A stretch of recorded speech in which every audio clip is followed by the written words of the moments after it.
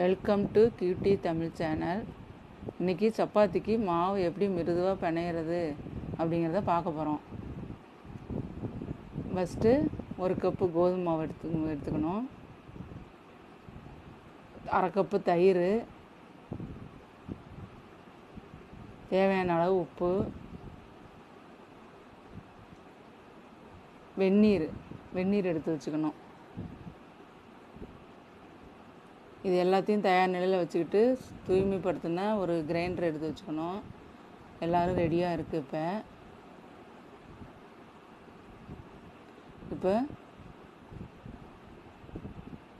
கோதுமை மாவை கிரைண்டரில் போட்டுடணும்.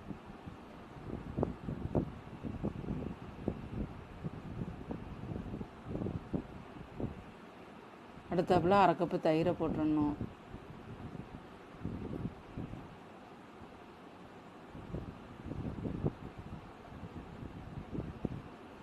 தேவையான அளவு உப்பு,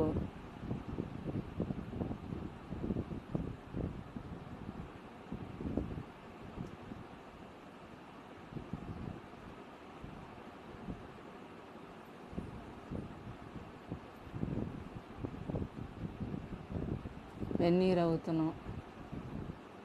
வெந்நீரை ஊற்றிட்டு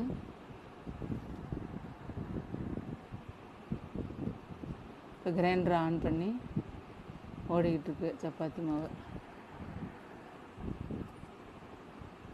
இப்போ இதில் ஒரு நெய்ஃப் மாதிரி ஒன்று கொடுத்துருப்பாங்க. அதை வச்சு சுற்றிலும் தள்ளணும். தண்ணி தேவையான அளவு ஊற்றணும்.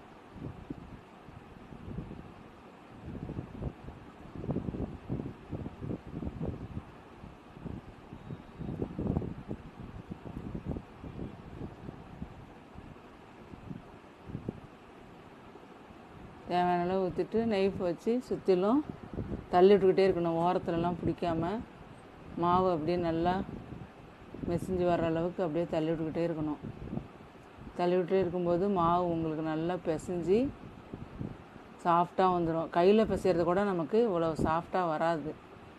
அதனால் இந்த வெந்நீர், தயிர் இதெல்லாம் சேரும்போது நமக்கு மாவு வந்து நல்லா மிருதுவாக வந்துடும். இப்போ பாருங்கள், மாவு நல்லா மிருதுவாக வந்துருச்சு. நல்லா சாஃப்டாக வந்துருச்சு மாவு. அப்படியே சுற்றிலும் ஒட்டாமல் தள்ளி விட்டுக்கிட்டே இருக்கணும். கையில் ஒட்டாமல் இருக்கிறதுக்கு கொஞ்சோண்டு நல்லெண்ணெய் கூட விட்டுக்கலாம். அது தேவையான அளவு நல்லெண்ணெய் கூட விட்டுக்கலாம். எடுத்து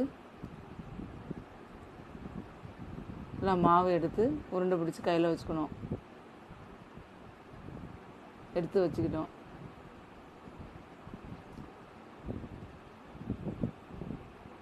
மாவு இப்போ ரெடி ஆகிடுச்சு.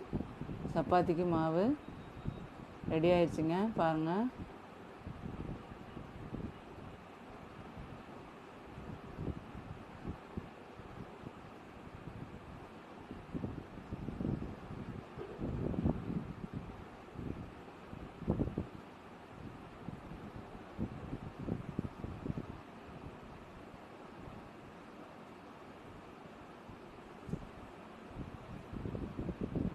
மாவை எடுத்து வச்சுட்டு உருண்டை கூட இதுலேயே பிடிச்சிக்கலாம். மாவை அந்த வறண்ட ட்ரை மாவில் டிப் பண்ணி போட்டோம்னா நல்லா உருண்டு வந்துடும். அந்த உருண்டை பிடிச்சி தேவையான அளவுக்கு நம்ம என்ன பண்ணலாம், ஒரு பாத்திரத்தில் எடுத்து வச்சுக்கலாம்.